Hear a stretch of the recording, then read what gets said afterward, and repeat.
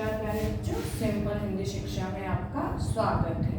आज हम करेंगे वाक्य कि वाक्य क्या होते हैं। बच्चों वाक्य जो है वो शब्दों से बनते हैं और शब्द जो है वो वर्णों से बनते हैं, जो हमारे भाषा की सबसे छोटी इकाई है। तो वाक्य पढ़ेंगे हम दो या दो से अधिक शब्दों का समूह जिसका कोई अर्थ निकलता हो उसे हम वाक्य कहते हैं। जिसका कोई अर्थ हो यानी सार्थक अर्थ हो उसे हम वाक्य कहते हैं। वाक्य में एक कर्ता व एक क्रिया होती है। जैसे माता जी खाना पका रही हैं, तो माता जी क्या है? कर्ता यानी काम करने वाला। और क्या कर रही है वो? क्रिया क्या है हमारी कि खाना पका रही हैं। ऐसे ही राम जो है कर्ता है और दौड़ता है हमारी क्रिया है। अब बच्चों वाक्य के अंग क्या है? वाक्य के अंग जो है दो होते हैं, उद्देश्य और विधेय। उद्देश्य क्या है? वाक्य में जिसके बारे में कुछ कहा जाए है ना, उसे हम उद्देश्य कहते हैं। जैसे बालक मैदान में खेल रहा है, तो उद्देश्य क्या है? जो करता है ना, तो करता कौन है? बालक। तो राम घर जाता है, इसमें राम जो है वो उद्देश्य है। और उसके अलावा नंबर 2 है हमारा विधेय। विधेय में क्या होता है कि उद्देश्य के बारे में जो कहा जाए है ना, जो कर्ता के बारे में कहा जाए उसे हम विधेय कहते हैं। जैसे सोहन पुस्तक पढ़ता है, तो विधेय क्या है इसमें? सोहन तो हमारा उद्देश्य है और विधेय है इसमें क्रिया। विधेय को क्या कहते हैं? क्रिया की पुस्तक पढ़ता है।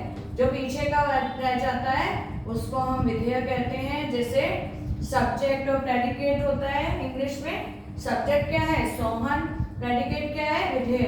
तो ऐसे ही सोहन हमारा उद्देश्य है और विधेय क्या है? पुस्तक पढ़ता है। राधा नाच रही है, तो राधा जो है हमारा उद्देश्य है और विधेय क्या है? नाच रही है। अब उद्देश्य का और विधेय का विस्तार भी होता है बच्चों।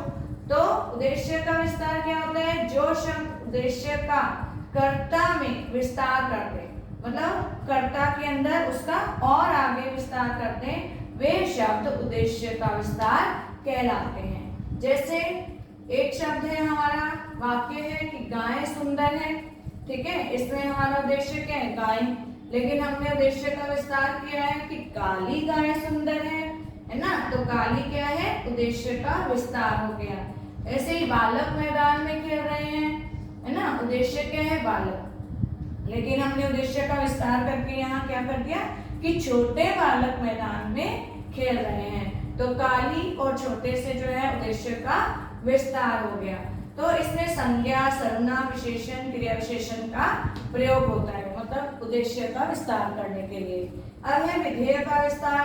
तो जिन शब्दों के द्वारा विधेय के अर्थ में विस्तार होता है, ऐसे जैसे यहाँ उद्देश्य में विस्तार हुआ था, इसमें विधेय के अर्थ में विस्तार होगा, वे शब्द विधेय का विस्तार कहलाते हैं। जैसे हमने करा कि आकाश में उड़ रहे हैं, पक्षी उड़ रहे हैं, है ना, तो कहाँ उड़ रहे हैं वो?